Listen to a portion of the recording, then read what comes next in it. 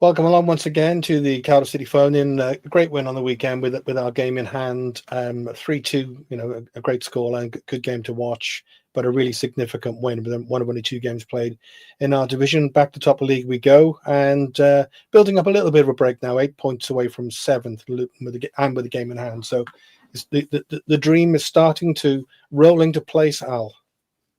We're talking too soon again, aren't we? I was looking at, we beat Stevenage tomorrow night, then we go 7 points clear of them, and so on and so forth. Yeah, it's too early. Yeah. It's too early, Steve, isn't it? It's too early. From what I saw Saturday, I thought at times we were fantastic, and you wonder how we did so badly, for example, at Blackpool.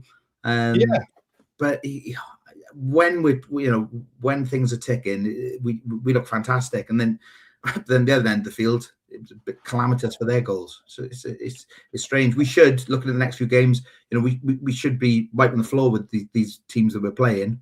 But this is Cardiff City as well. We know. Yeah. So it's interesting, isn't it? Because obviously we're sticking with you, Alan, for now. We're as we were talking about earlier. It's exciting football. It's great to watch. We're playing with pace, bit of panache, creating lots of chances. Shots on goal and all the rest of it. And we're winning. I mean, top of the league, right? Yeah. But we're also Cardiff City. Yeah. So I can't remember. I honestly, I'm struggling to remember enjoying going down to watch them as much as I do at the moment. Yeah, it's really enjoyable. Really, it's. We're trying to hark back to games when we were enjoying it. Some people say, "Oh, yeah, when we're in the Premier League." For me, the whole wasn't that enjoyable, was it? Really? No, I just didn't enjoy the whole red experience and so on. So then, prior to that, I suppose we've got to go back to kind of the Dave Jones era. I think so. The Dave Jones era would spring to mind for me for enjoyable football. Yeah. So I'm enjoying this much more, and I also enjoy it more, obviously, when down the road they're doing so badly, and it does make a difference to me. That's just the way it is, isn't it? Yeah. They scraped the win on the weekend. Sorry, Al. I think they did, didn't they? Yeah, but it's car crash material down there at the moment. Getting a coaching team in who they said, they delayed their visa applications. They haven't. They've had their visa applications turned down. They're now appealing against them. It's fantastic. If that was that's Cardiff City, isn't it? Yeah. See, I said they crop up. So sorry, a bit early in it. No, I'm not obsessed at all. No. Ed, how are you reading things? Obviously, you're really enjoying it. It was a great result, and that was a game we had to win, wasn't it? Really? Yeah, it has been enjoyable. We have had a blip as well, but that's because I'm seeing it as BBM haven't really found his centre halves. He's been playing around with the back a lot. Yep. And I think the panel. Do you agree? It should be Lawler and Fish. The two centre halves. Dispute over that. 100%. I can't see a way back for the others unless one of them gets injured or suspended. Do you know what I mean? It just looks like there's a bit of confidence and going on. Like Ashford had a little blip and his head was down, but now you could see he got that goal against Mansfield, and then on Saturday he was good. Yep. He created that great goal. What was pleasing to see on the weekend is that we got to the byline and crossed the ball into the box, and that created those 2 solid goals. Rather than someone said to me, I was up in level 4, and someone said we start playing the Cardiff City C. He said to me, and I said he described it as we go forward, we get back, and then we pass around the box, and then we created it onto the left hand side and to the right hand side. By the time we do that, the defence are back, and we don't get the ball in. Where we were more direct on Saturday, I see. Yeah. The ball from Bagan and then the ball from Ashford. And it's pleasing to see. It is really good. And Christmas is always going to be hard because the games come thick and fast. I'm glad we're out with our virtual cup. Lots of games came in, yeah. Yeah, and let's just see how it goes. But we are, we will have a blip. We can't just win every game. We got to, as we say this, we are Cardiff City. Yeah. We could go all the way to like April, end of March, and then just do a bad run like we did that 1 year with Dave Jones.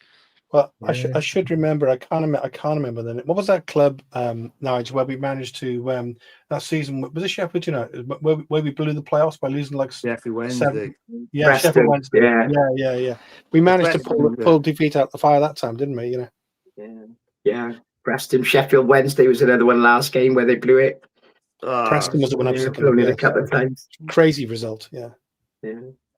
Are you starting to believe though, Nigel? You know, because we talked about this on the show the other week, where we had to put a run together and we had this run of home games, and it's early days because, like Ed said, there's quite a few games coming up. But it's quite important that this run, if we can keep it going and keep the home form going, we could kick on a bit, couldn't we? Yeah, absolutely. I think when I was last on, we started the season really well, didn't we, with the 5 wins and a draw in the first 6, and that gave us a little bit of cushion. So where we've had that inconsistent run the last couple of months, it brought the pack back to us, but kept us, up the top and in contention. But I think more than most teams in this division, Cardiff are capable of putting a long unbeaten run together or a good winning run together. So now we're seeing with 3 on the bounce. So we'll always have that capacity to put runs together that maybe a lot of other sides can't. But I think what's key at the moment is I think for the first time this season, we're starting to see a bit of a settled team. I mean, only 2 changes on Saturday, which I think is the least BBM has done any time since going back to August, September, because typically he's been changing 4 to 5 every game, hasn't he? So, and I know injuries have been part of that, but it did seem that for the first time he's gone for a settled team without messing it around too much. I'm sure we'll see changes tomorrow at Stevenage because these games are coming thick and fast, but I think we have got interchangeable players now. And what we are seeing, I mean, what I've noticed the last couple of weeks is that that bench is more powerful than any bench in League One, isn't it? It's pretty impressive. That's given us the capacity to kick on in games, but also the key feature for me as well, which I mentioned on Twitter at the weekend, the last 3 games we scored early, and we haven't been doing that all season. I think all season we scored 2 in the first 40 minutes. Yeah. Now we've done it. Now 3 successive games we've done it now, and it gives us early control over games and allows us to play our game as we wish. And I think, even though Huddersfield came back, we were still composed, and the belief was there we were going to go and score again, wasn't it? Yeah. What you're saying is that's quite interesting because so up until the round running a bit more recently, a bit more pace and a bit more kind of get-go from the beginning, just kind of going for it, which is nice to see. And it kind of opens up them. And so when we attack from the back in numbers, it just kind of really opens up, which we hadn't really been doing particularly well. And in some of the first halves, it's just like, do you want to go to half-time and then, we start playing football, but we really seem to have come through that. I want to ask you one thing, which Ed mentioned, and then I'm going to go to a comment from Lee Griffiths, that the point about the centre-backs, and it was, I think Jason Perry said it a few weeks ago, about centre-back pairings. If because you kind of build from the back, and Stevenage are a great example of that, aren't they? About having a solid defence. So if the only way surely to, I would argue the best way to build a strong defence is to probably stick with the same centre back pairing, and even if you're going to slightly fluctuate the fullbacks. What do you think, Nigel?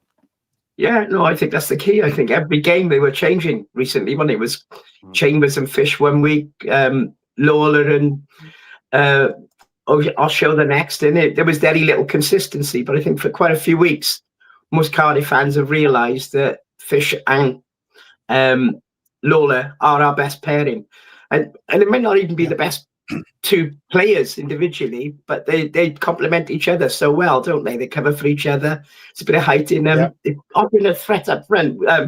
For quite a few weeks, we had no set piece ability at all going forward, and now we're starting to look a bit more as if we are able to do something when we get forward. Fish scored last week from the corner, didn't he? Yeah, so he's a handful, isn't he? Oh, what a player! What a signing! I think he's got cult hero status already, hasn't he? And that's a great thing. What I'd also say, Mike, for the second week running, I think every player had a good game. I couldn't say there was anyone who had a bad game last Saturday. No, they're all sort of getting to the levels of performance you like to see them when they are really ticking over, and it's exciting at the moment. It really is. Well, talking about it being exciting, Al, if I bring you in on this comment from Lee, and I think it's probably what I had said earlier, when we kind of all know, sorry, not that one, this one here, about it being a great result, but the attendance being disappointing. It wasn't, but it's a certain time of year, isn't it? And there's only a certain amount of money, isn't there? Yeah, only a certain amount of money, and it's a perfect storm at the moment. Okay, you've got that game on Sky. Okay, people going Christmas shopping, money, the weather, and kids who go in the family stand, for example, play football on a Saturday morning. Yeah. Now, if you're a parent, you take the choice, and I did. You know, you want to see your kids play football before going to see Cardiff City. That's what you want. That's what you want to do.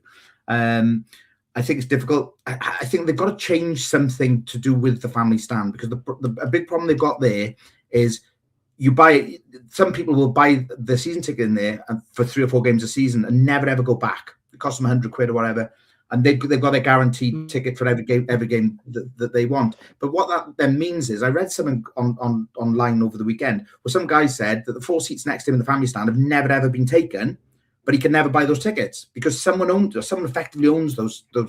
So something's got to be done there. I don't know the answer, but I'm sure some clubs.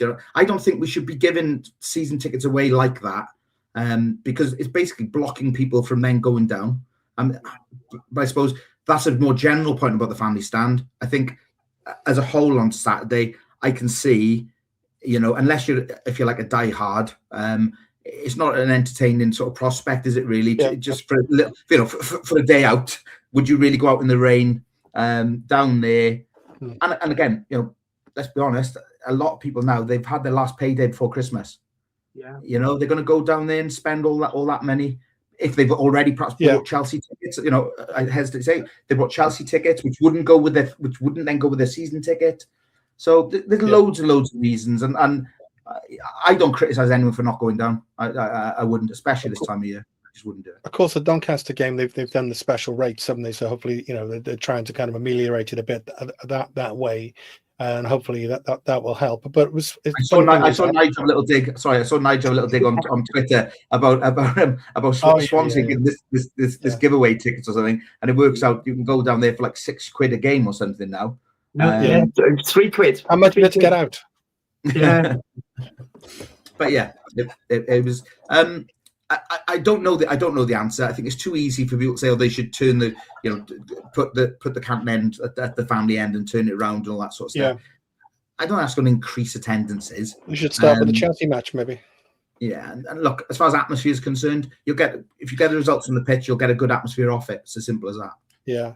And the comment on the screen there, Ed, because again, here's another one. Like Nige said, really, Wintle was out of favour fairly recently, but some of the passing he's playing and his vision, particularly for the goal for the Isaac Davis goal, a beautiful pass through. He's also coming into his own as well, isn't he? Yeah, it's defensive battling as well. I was up in level 4 and I was watching the game, and the first one we seen on the team sheets that you get given up there, and I even admitted, I said Wintle and Turnbull together, and I was like, it never works, it's too slow. But Wintle was the dog. He was getting back, he was winning the ball, he was the possession. As soon as he got it, he was looking wide to pass it on to our wingers. And he seems like a different player. I know Bradbury used to slate him. Why we have Wintle in there? And it just seems like he went to Millwall, and maybe this is his level, I don't know, but he seems a different player since he's come back as well. And there's a drive in him. I like to see him. He looks happy as well, doesn't he? He looks like he's enjoying his football, But I would like to see him in the middle with Robertson. I prefer Robertson over Turnbull. That's my opinion. I think Robertson could give us something. If we did that, then Ed, who would be on number 10 at the moment? I would like to say Isaac Davis, but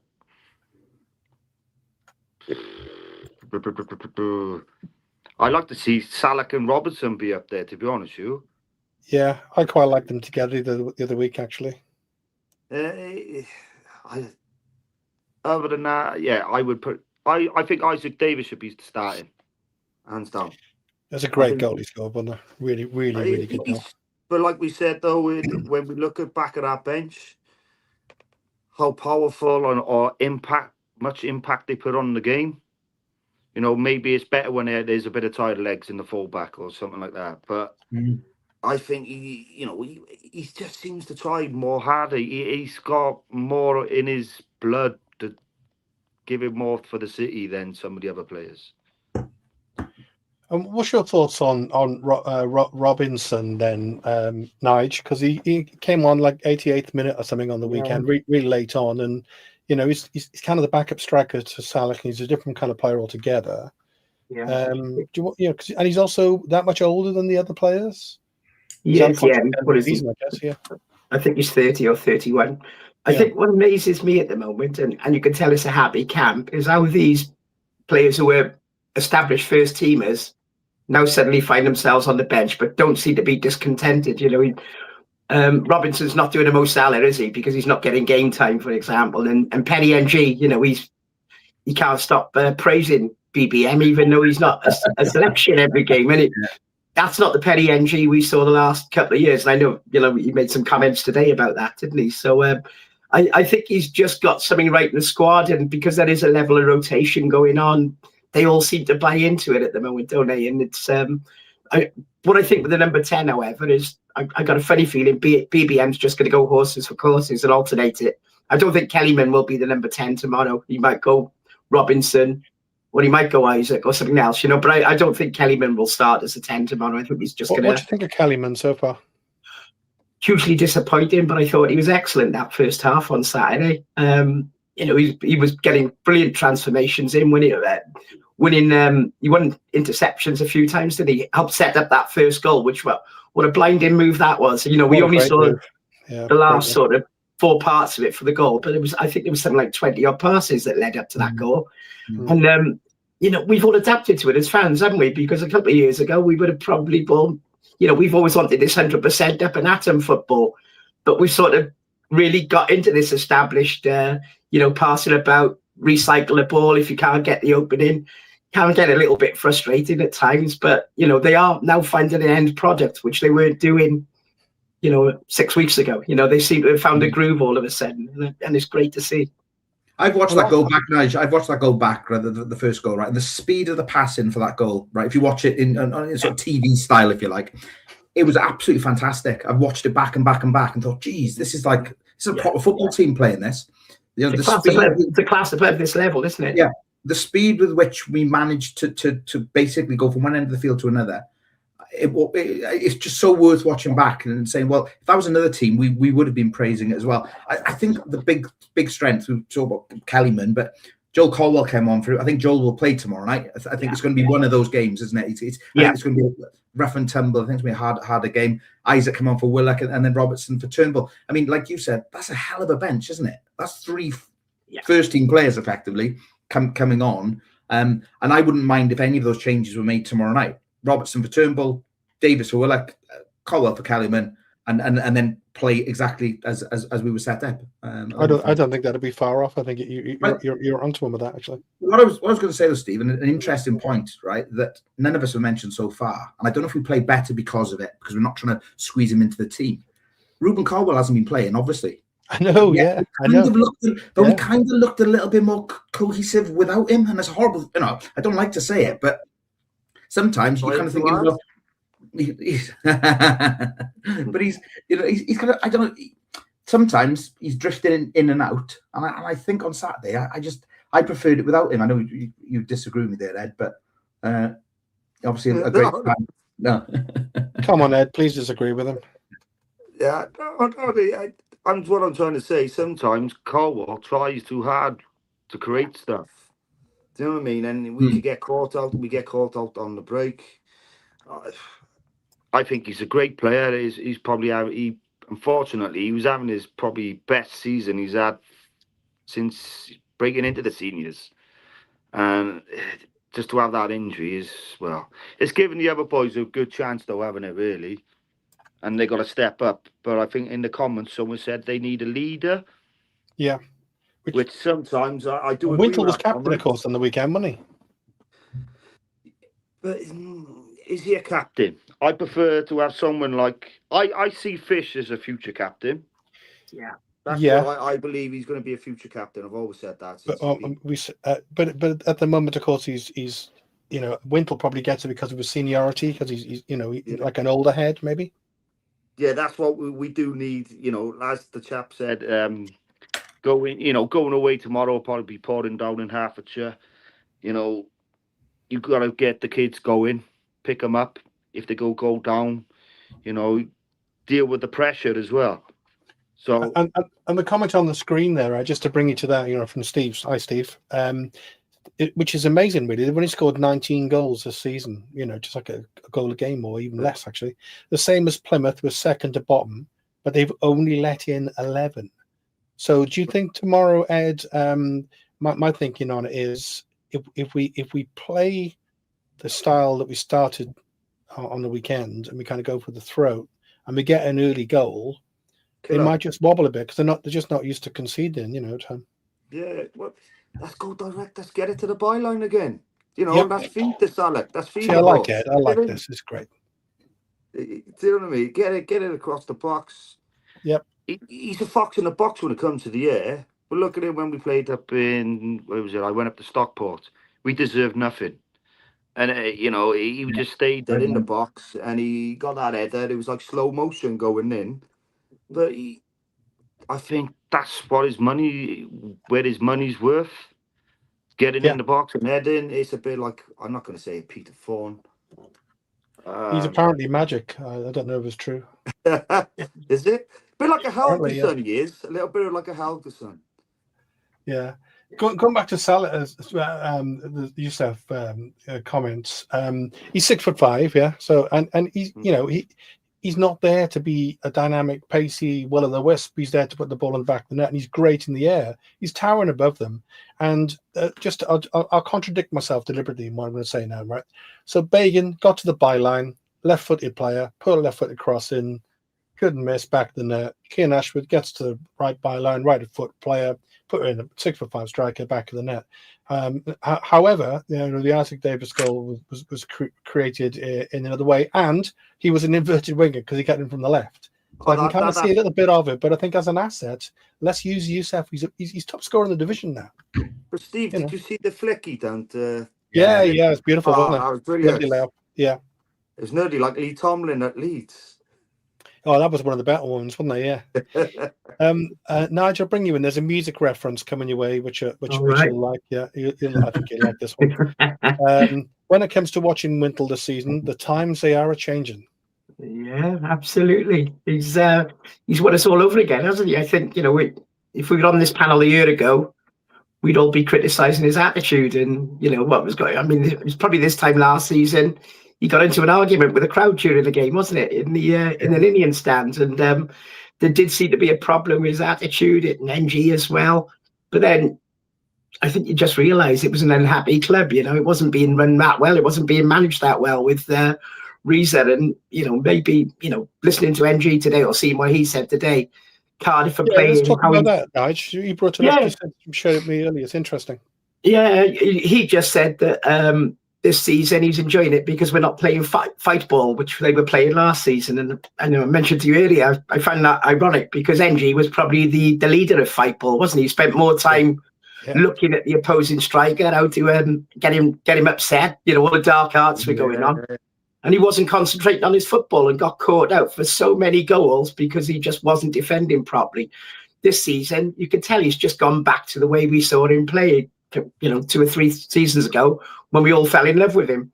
And his comments today is Cardiff were playing as Crewe played, and we know that Crewe like to play decent football, and that's how he started off in the game. And he's saying he's got that feeling again of excitement playing football that it seems like he lost the last season or two. So it's just great to hear this from the players, isn't it? It's their genuine, heartfelt, warm remarks about how good it is down at City at the moment and how they all feel. So it is great stuff. And yeah, Wintle's one of those players, isn't he? He's found his way. I think one of the differences, though, is that, and I mentioned when we talked a year ago, if I was playing in midfield for Cardiff City, you'd look up, you had one striker just standing around in front of you. He was not all that decent anyway. You had no wide men, and there was nowhere to go, was there? So, it was so limited in our attacking options. Now, when Wintle looks up, he's got 2 great wide men. He's got Salek, who's, can cause all sorts of defensive problems. There's so many options. They weren't there this time last season. No. And as a consequence, I think And there's more support for the midfielders. You know, there are times when it's not quite right, but I think they're finding it so much more comfortable to play football and find other players and work around other players as well, making a huge difference. We got a great comment. I'll come to you with Al, and so far I think it's the best named person in the chat. Really, Halftime Oranges. I just love that. You know. So the season start, and we will remember this. We said the squad's too young. You know, you never win anything with young players. No signings. BBM. What you know, most of us didn't know that much about him. You know, Yusuf wasn't scoring, etc. And what about that comment there? You know, we've done at least all right, haven't we? Do we just doubt ourselves too much? Is it as fans, maybe, is it the Cardiff City heritage that runs through our veins that makes us a little bit, you know? Yeah. Like I said before we came on air, Steve, you know, like I said, if that had been any other Saturday in any of the last couple of seasons, we'd have drawn that. You know, Huddersfield come back into it and we'd have conceded a goal. I think, like he keeps saying, BBM keeps saying all the time, there's so much more to give with these players, and I think that's what excites us all as well. Because he never comes out and he doesn't go overboard in any of them. And, you know, even when they talk about some of the fantastic youngsters, he doesn't sort of agree all the time. He'll say, yeah, he's doing very well, but there's so much more to his game. And we're going to, you know, he's working hard in training and so on.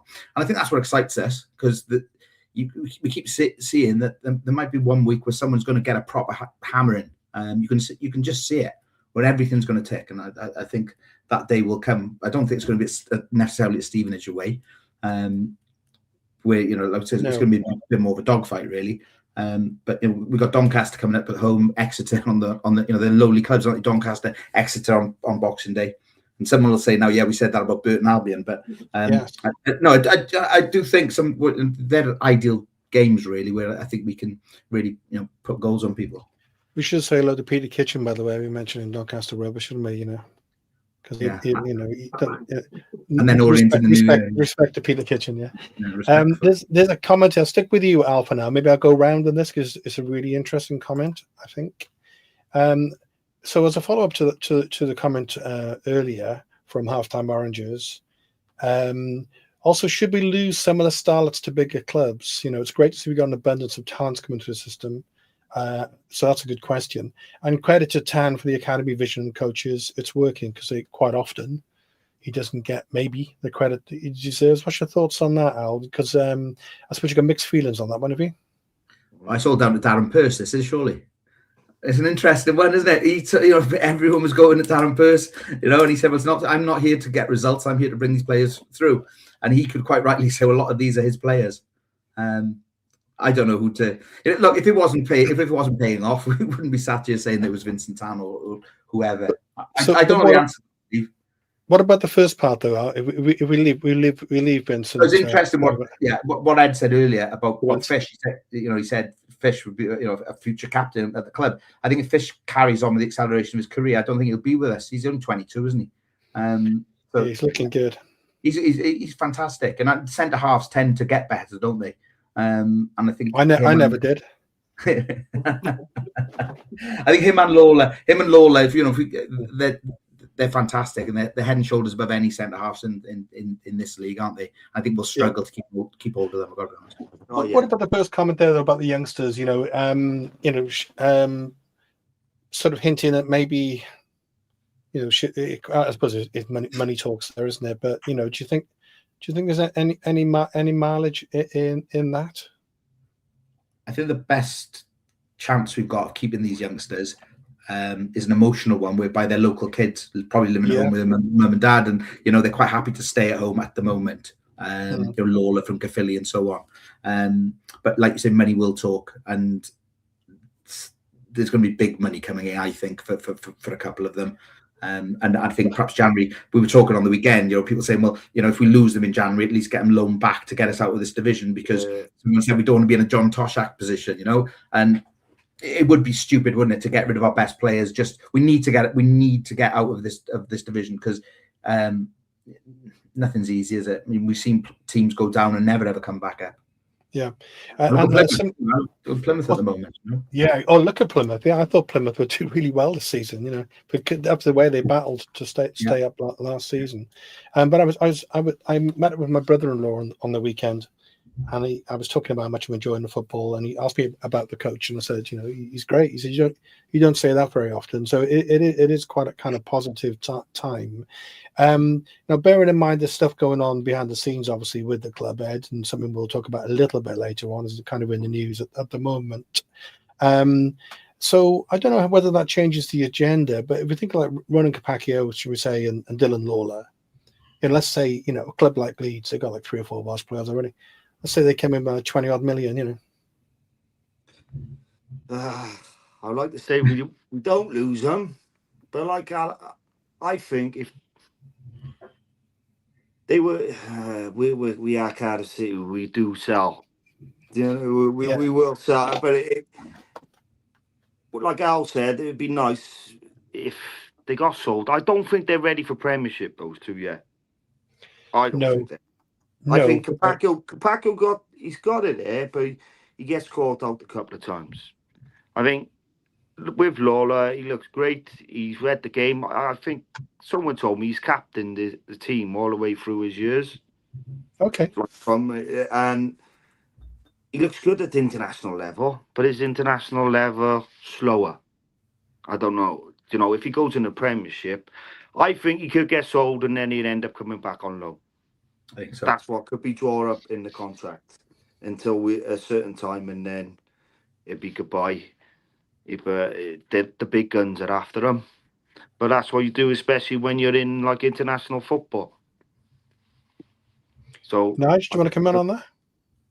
Yeah, it's a tricky one, isn't it? Because I think football-wise, I think it's in their best interest to stay with City, go up with City, get promoted, have a season in the Championship, further develop their game, and then sky's the limit for them. But you've also got, Lawler, who's already started international football.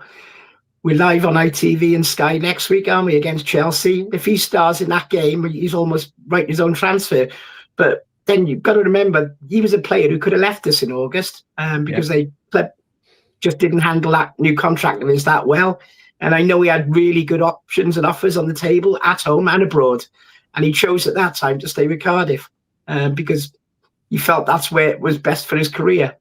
So he might still be thinking that way. I know his agent probably wouldn't have minded if he did cut a deal there, but now staying with Cardiff, he's likely to get a better 10% when that deal eventually goes through, isn't it? But, like I said, the ideal for me, and I know I've said it on this show before, I really do think we got a one-season hit to get him promoted. Because if we don't go up this season, these boys are going to leave us anyway next summer, aren't they? And then we're going to have to try and rebuild and start again. Has Vincent Tan got the appetite? Does he want to do? And I think it's in Vincent Tan's best interest that we go up this season as well. So, if Chelsea or anyone put a few million on the table, what's that against the cost of staying in League One again for another year and not being back in the Championship? You've got to weigh up those things as well as a club. So it's tricky, but I'd be shocked if we don't get bids for them in January. I'd be really shocked. Yeah, and of course, sorry, I was just going to say before I'll bring you in now, this as a lead in as well. Of course, the Chelsea game puts them in the shop window as well, doesn't it?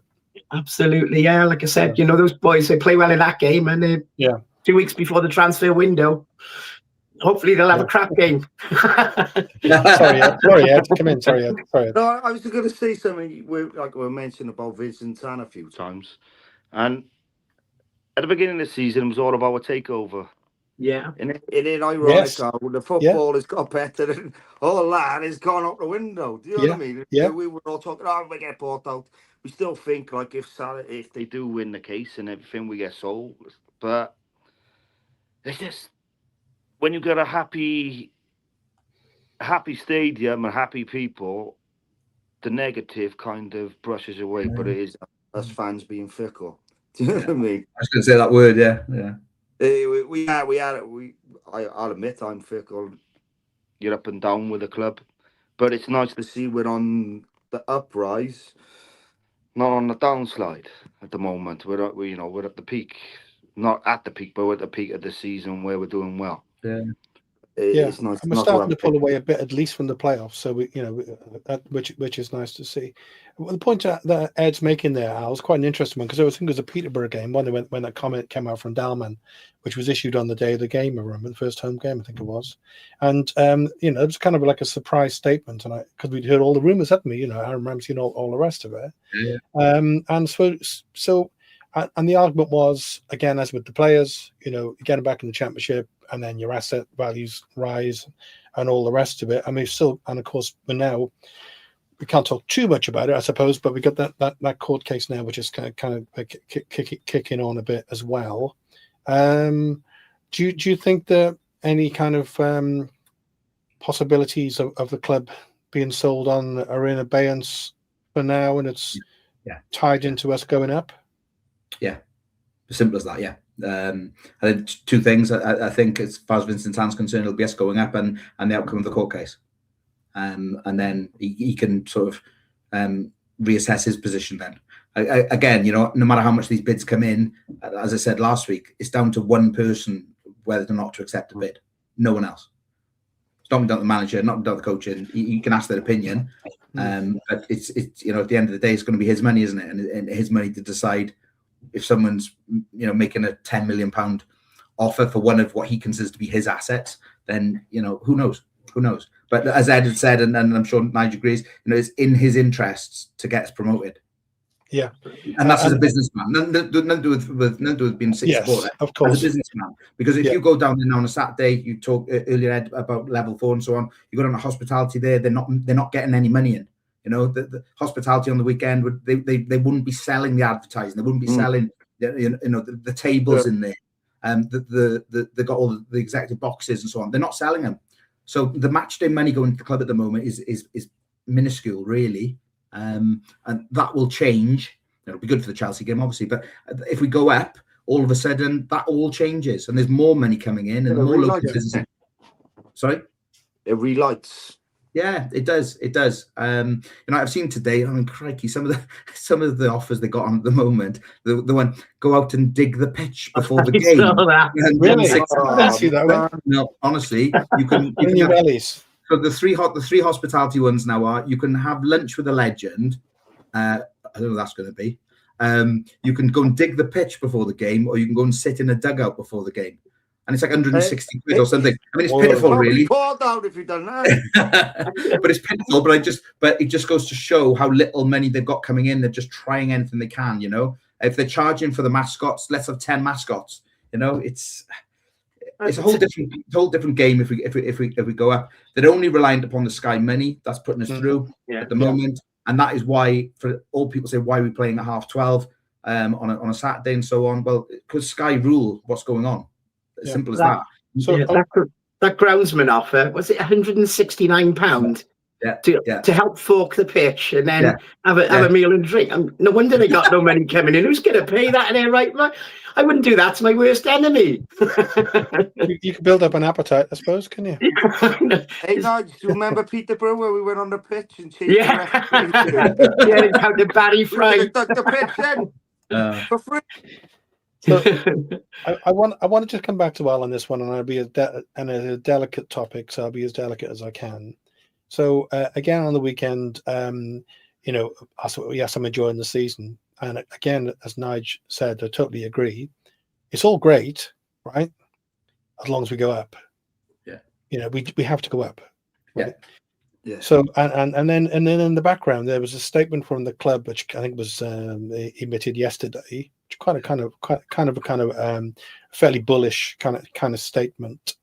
It's going to play out over months. I don't know how can I say it. I'll just put it this way, I suppose. What did you think of the kind of the tenor of the message that was put out by the club? Can you kind of understand it from a business kind of perspective? I think it was ill-timed. I don't think there was any need for it, but I think it was tactical. It was tactical to put towards his Nantes legal team. Nothing to do with, again, football. This is to say to Nantes, we think we're going to win. People saying, "Oh, today will be the end of it," because today's very, very much a preliminary hearing. We're not going to know anything. The judge over there is just going to he'll be presented with the evidence and he'll give his initial views as to what he thinks. Okay, the judgment's going to be reserved. So basically, what he's going to say is going to be that could be months. I would much prefer get the footballing season out of the way.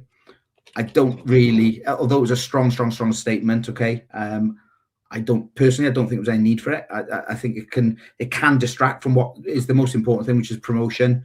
But I think from a legal perspective, i.e. Cardiff City or Vincent Tan against Nantes, that's why they did it. It was purely tactical from my perspective. Just one more for Alan. So on the back of that, I don't know. Maybe you don't think this way. My gut feeling is it might end up with some sort of out of court settlement. I'd imagine. Yeah. One way City have gone super high, haven't they? They've gone super high. They were ordered obviously to pay the transfer fee, and they've gone back and thought, right, we're really going to go after you now. And they've gone 120 million or whatever. You know, if they were awarded what they're going for, that would put Nantes out of business. They probably would never get their money. It's not a realistic sum they've gone for. Nantes haven't got 120 million to pay Cardiff City. So I think they've gone in high and hoping that Nantes then will turn around and say, okay, well, we'll give you X amount out of court. So I think you're right there. I don't know whether, Nigel, have you got any comments on that at all? We're trying to be fairly kind of detached, obviously.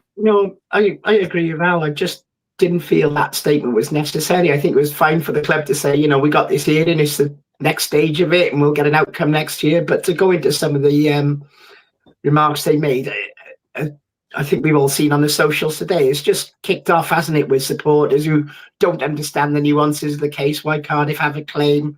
People say it's disgusting, embarrassing, and it's not. The club have got an absolutely valid claim. And any other football club would do the same thing if, the circumstances happened to Cardiff would happen to them. So it's that, but, I did mention on one I saw your post, that's on leading you into it, yeah. When Vincent Tan says he's doing this for football integrity, that part of it makes me laugh. I mean, there's a valid reason for the claim, and he's right to go ahead with the claim, but, don't insult us by saying it's about football integrity, the way he's acted at this club and, with the red over the years and things like that. It's just silly stuff like that, and I lose a bit of patience when I see stuff like that, and I just felt it was completely unnecessary. But as Al says, it might well be for the purpose of benefit of Nantes rather than the Cardiff City supporters. But yeah, I just didn't feel it was great. It'll look embarrassing if we don't win their case in a few months' time. That's going to come back to haunt them, that statement yesterday. Any thoughts on that, Ed, at all? I'll be honest with you, I didn't really look at it. I had some scouts texting me, what's this about? And I said, I don't really want to get involved, but I do think that. Go on, Ed. No, I do think the more it got adjourned, the more Cardiff got a case. I don't know what you think, Al. Yeah, definitely. Otherwise, if we never had the case, it wouldn't have been adjourned. I think Nantes are shaking in their boots a little bit. Yeah, and look, if the whys and wherefores of it, okay, if City do win the case, that does pave the way then for Salah's families, because they've got a claim in the background as well going. So I think I don't think we'll be having a pre-season against Nantes. Do you? No. No. We won't be twin cities anymore, will we? I know. It's a shame if it came to. It will. Obviously, it will spill over, but there was quite a lot of goodwill between the two sets of fans at the time, wasn't there? Because it was such a tragic thing. 21st of January is not far away now from the anniversary. I put the comment on there to give a bit of balance.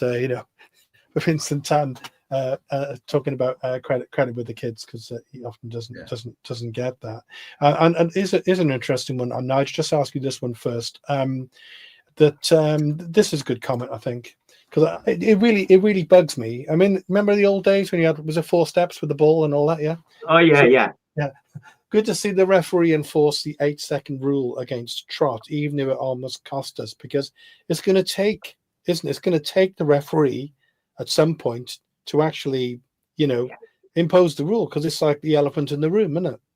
Yeah, Steve, I saw that incident on Saturday, and the referee, when it got to 5, he held up his fingers to Trot, and you could see him going 5, 6, 7, 8. Trot knew what was coming. He just didn't release the ball, and he knew, he was warned. So yeah, I thought it was, panic at the time, wasn't it? But great refereeing, really. And I thought he was quite a decent ref on Saturday because it was quite a physical game, wasn't it? You know, Huddersfield were rattled because Cardiff were passing the ball around. Then they did go in with a couple of nasty challenges, first half especially. But I thought the ref had a good game Saturday. Al, you're fairly happy with praising referees?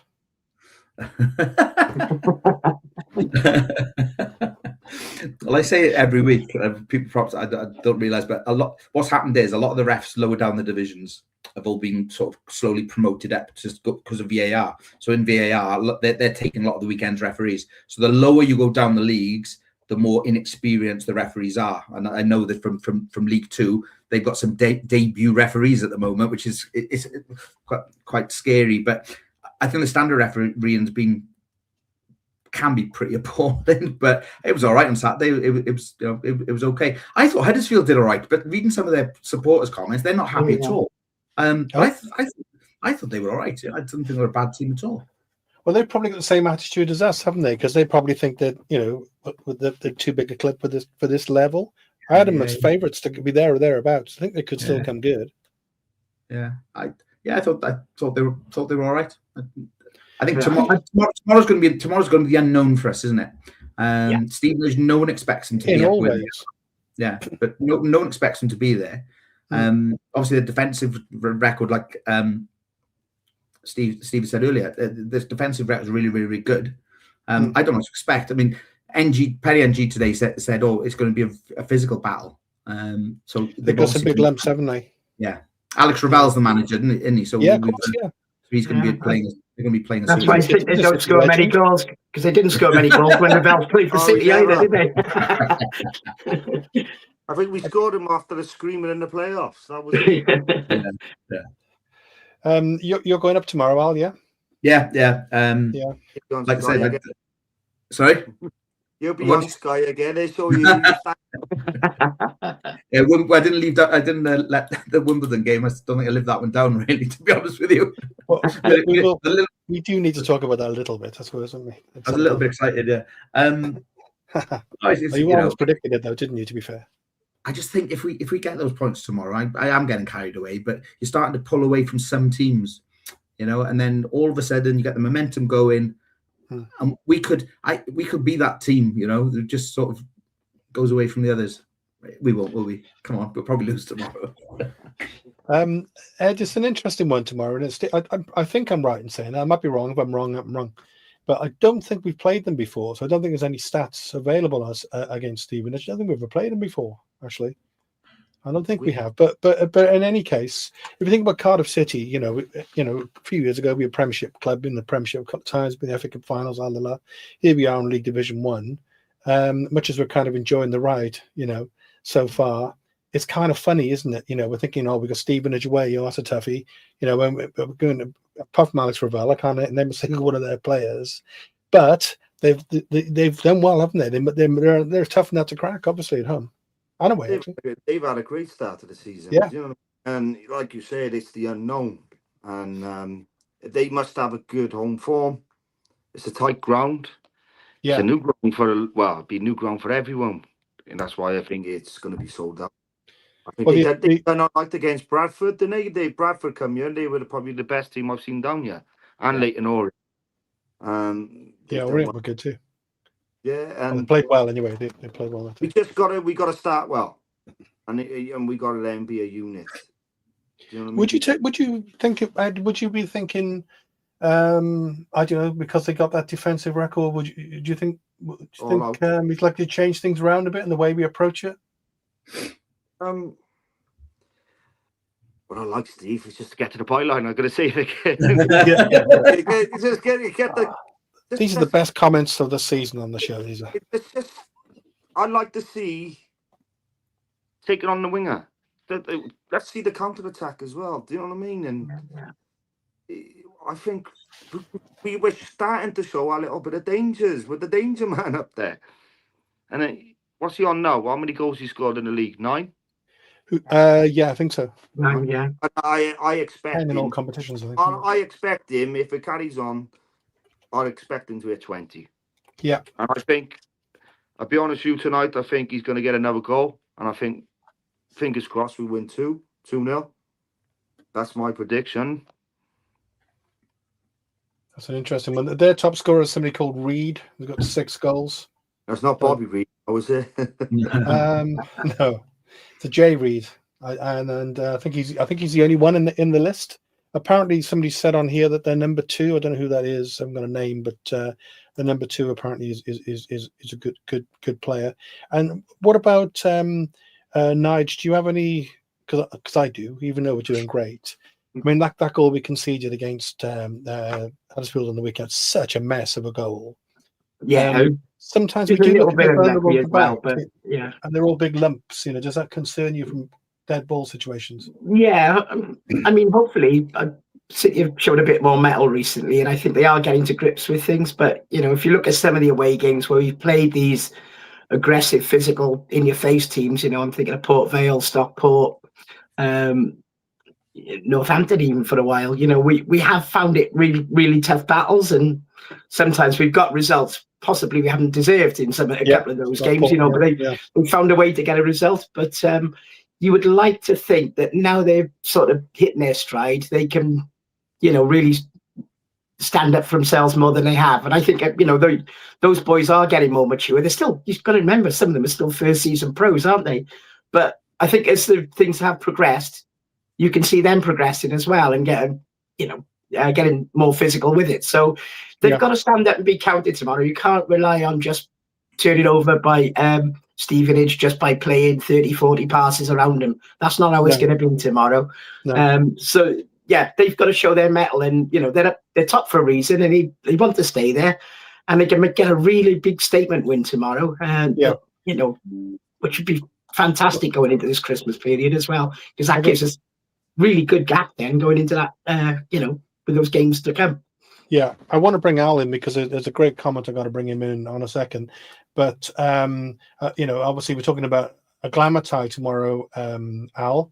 Away at Stevenage. But I understand.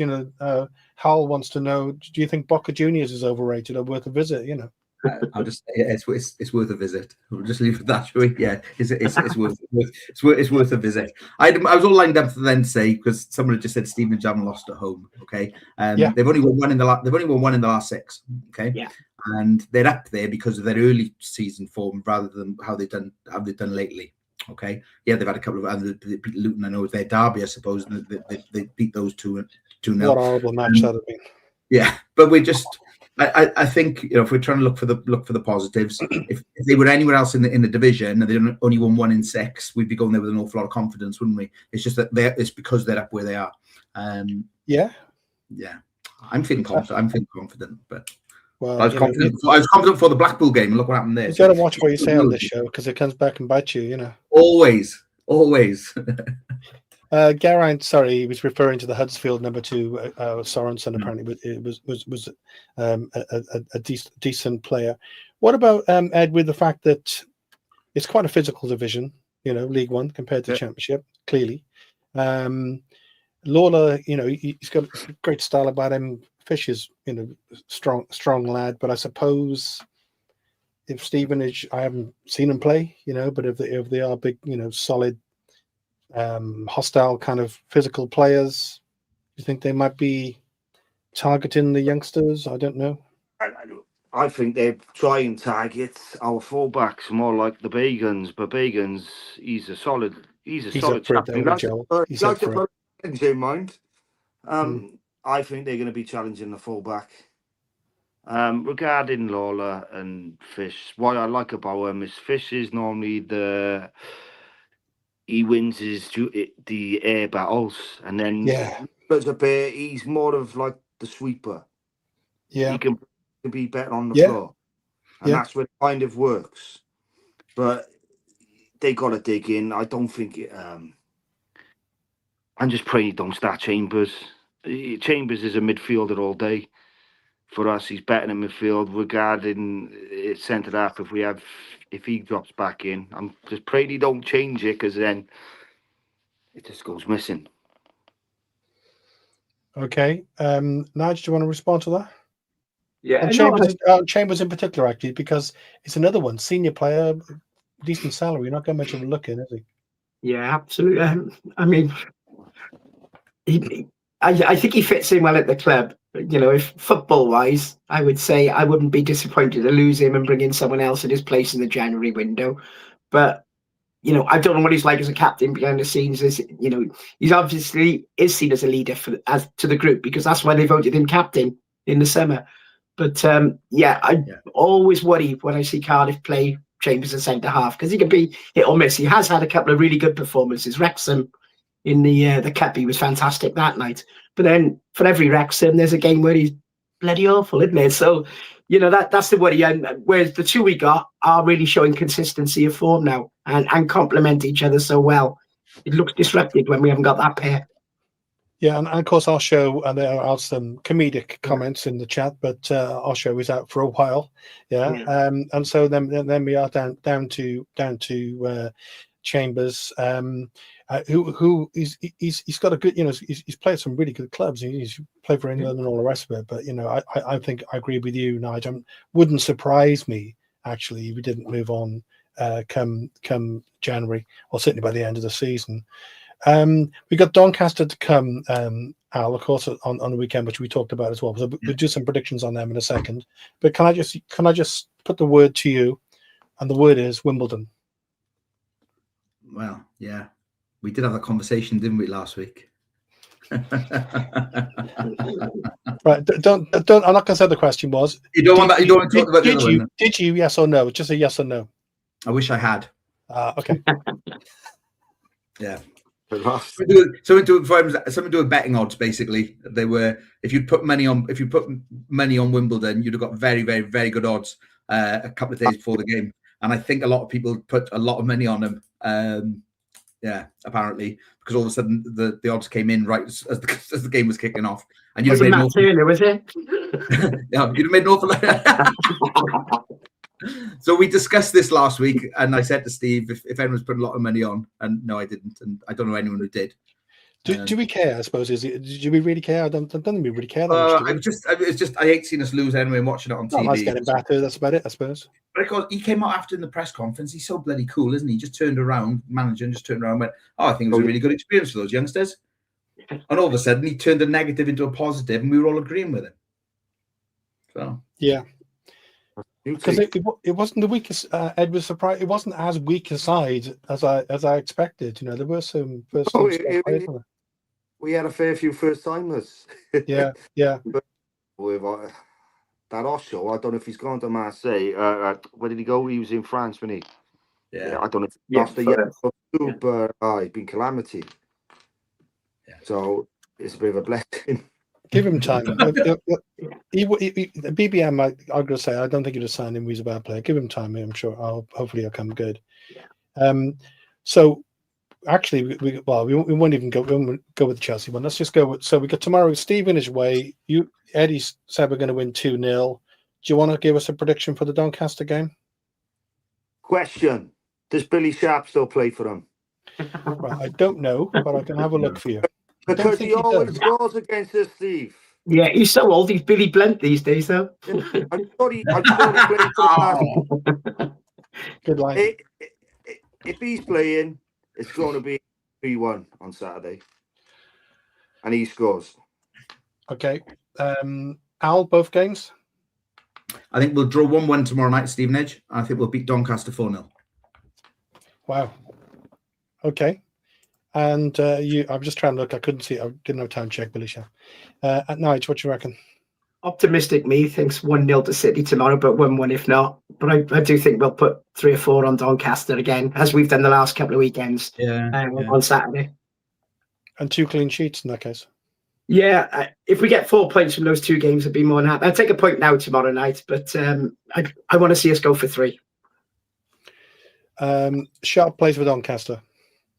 Yeah, there you go. So get your money on that, Al. What goals is he now then?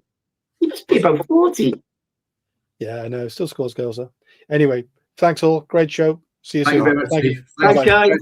This channel is powered by an incredible membership community on Cardiff City World and patreon.com/Ace Podcast Nation. Becoming a member unlocks exclusive rewards from early access to live event tickets, bonus content, and even the occasional inside transfer scoop when we get it. But more importantly, it allows us to bring you top quality Cardiff City content 7 days a week. Across those 7 days, we're talking match previews, exclusive interviews, instant match reactions, the breakdown podcast, tactical deep dives, the Spotlight series, Bluebirds Rewind, Academy Focus, and just so much more.